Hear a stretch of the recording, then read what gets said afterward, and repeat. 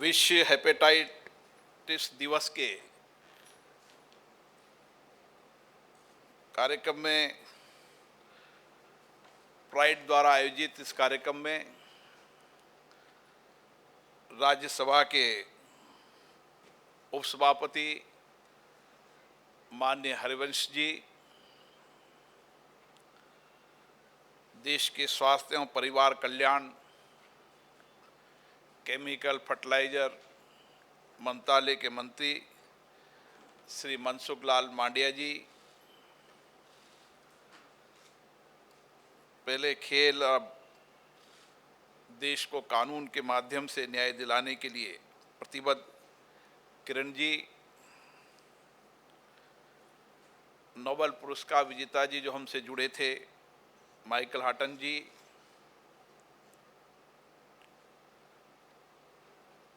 हमारे महासचिव उत्पल कुमार सिंह जी, ILBS के निदेशक डॉक्टर SK सरीन जी, आज यहाँ पधारे सभी माननीय मंत्रीगण, लोकसभा राज्यसभा के सभी माननीय सांसदगण, आज हम विश्व हेपेटाइटिस दिवस के रूप में एक संकल्प के साथ कि इस देश के अंदर हमें हेपेटाइटिस वायरल को समाप्त करना है, इस संकल्प के साथ यहाँ पर आए। हम सब जानते हैं कि लीवर हमारे शरीर का एक महत्वपूर्ण अंग है, जिसका ख्याल रखना, सुरक्षित रखना संपूर्ण स्वास्थ्य के लिए आवश्यक है। और लीवर को स्वस्थ रखने के लिए व्यापक रूप से जन जागरूकता ही सर्वोत्तम और प्रभावी उपाय है, क्योंकि लीवर को हेपेटाइटिस एवं गंभीर बीमारियों से हम सुरक्षित नहीं रख सकेंगे तो आने वाले समय में एक व्यापक संकट हमारे स्वास्थ्य पर आएगा। और इसीलिए मुझे डॉक्टर सरीन साहब कई बार चर्चा करते रहते हैं कि हेपेटाइटिस बीमारी के बारे में अज्ञानता का अनुभव होता है। प्रारंभिक रूप के इसकी लक्षण की जानकारी भी नहीं मिलती, और इसके लक्षण की जब जानकारी मिलती है तो बहुत देरी हो जाती है, और जिसके कारण अपने स्वास्थ्य पर एक गंभीर संकट हो जाता है। और इसीलिए आज का विषय हेपेटाइटिस कैन नॉट वेट। हमें इस बीमारी के निवारण के लिए तत्काल उपाय करना है, जन जागरूकता लानी है, सजगता और सतर्कता बरतनी है, और इसके लिए हमारे प्रयास सबसे आवश्यक है। संयुक्त राष्ट्र संघ ने भी 2030 तक विश्व में हेपेटाइटिस वायरल को समाप्त करने का एक लक्ष्य रखा है। भारत ने भी 2030 तक हेपेटाइटिस बी वायरल को समाप्त करने के लक्ष्य की ओर काम कर रही है।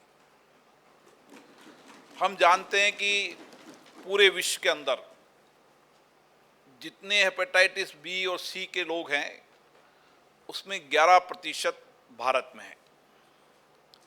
भारत की एक विशाल जनसंख्या,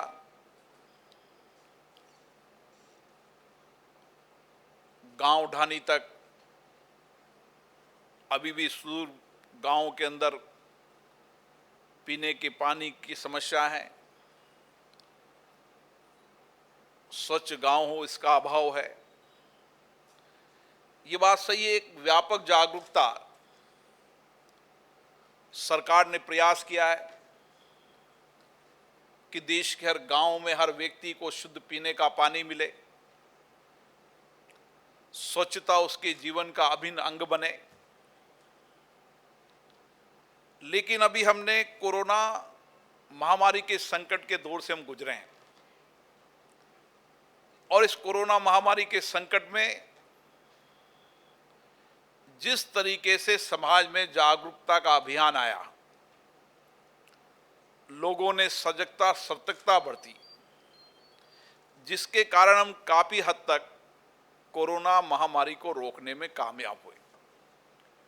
और यही सतर्कता अगर हम ऐसी बीमारियों को रोकने के लिए प्रयास करेंगे तो जो 4 करोड़ लोग हेपेटाइटिस बी के हैं, सी के हैं और लाखों जिंदगियां इससे बचती नहीं है, उनको हम बचाने में कामयाब होंगे। इसलिए व्यापक सूचना तंत्र को विकसित करना ये सरकार के प्रयासों से नहीं हो सकता।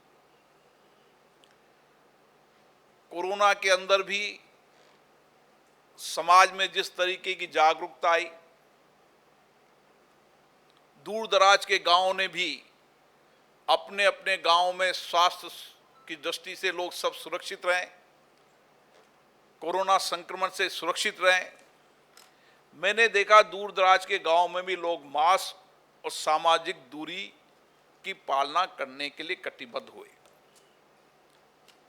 ये प्रयास समाज में हमें हर गंभीर बीमारी के लिए करने की आवश्यकता है और ये जिम्मेदारी है हमारे जनप्रतिनिधि की। जनप्रतिनिधि एक व्यक्ति नहीं, एक संस्था है, लाखों लोगों का रिप्रेजेंट करता है। जनता उनको चुनकर भेजती है इस विश्वास भरोसे के साथ कि देश के अंदर जो भी समस्याएं होंगी, अभाव होंगे, उसके लिए मेरा रिप्रेजेंटेटिव, मेरा प्रतिनिधि चिंता करेगा। और इसीलिए हमारी ये जिम्मेदारी बनती है कि हम 2030 तक इस लक्ष्य को पूरा करने में हमारी जितने भी लोकतांत्रिक संस्थाएं हैं, चाहे वो पंच हो, सरपंच हो, नगर पालिका हो, नगर परिषद हो, कोऑपरेटिव सेक्टर की हो, विधानसभाएं हो, इन सारी संस्थाएं, लोकतांत्रिक संस्थाएं सामूहिक मिलकर अगर प्रयास करेगी तो हम हेपेटाइटिस बी और सी को रोकने में कामयाब होंगे। क्योंकि लोकतांत्रिक संस्थाओं में संसद सर्वोच्च संस्था है, मार्गदर्शक की भूमिका निभाता है। इसलिए हमारी और जिम्मेदारी बन जाती है कि देश में ऐसी जितनी भी गंभीर बीमारियां हैं उसके बारे में हमारे सभी माननीय सांसद जानकारी रखें। क्या क्या उस बीमारी के रोकने के उपाय हो सकते हैं उसके बारे में जानकारी रखें। क्या क्या उस बीमारी के लक्षण हैं, किस तरीके से ये बीमारी आती है उसके बारे में जानकारी रखें। मैं चिकित्सा मंत्री जी यहाँ बैठे हैं, मैं उनसे भी आग्रह करना चाहता हूं कि विश्व के अंदर जितनी भी ऐसी गंभीर बीमारियां हैं उसको रोकने के लिए जनप्रतिनिधियों की क्या भूमिका होनी चाहिए। इसके लिए जितने भी दुनिया के एक्सपर्ट हैं, भारत में एक्सपर्ट डॉक्टर हैं, उनके साथ लगातार संवाद होनी चाहिए, चर्चा होनी चाहिए। सभी मेंबर ऑफ पार्लियामेंट को जानकारी होनी चाहिए, उसके बाद सभी चुनी संस्थाओं के लोगों को जानकारी होनी चाहिए। हम स्वास्थ्य की दृष्टि से हर व्यक्ति को सुरक्षित रखें, ये हमारी जिम्मेदारी होनी चाहिए और इस काम को हमें लक्ष्य बनाकर चलना चाहिए। क्योंकि समाज में नेतृत्व करने की जिम्मेदारी रिप्रेजेंटेटिव जनता के जनप्रतिनिधि की होती है। अगर उनके पास ही जानकारी का अभाव रहेगा तो वह अपनी जनता को कैसे सुरक्षित रख पाएंगे।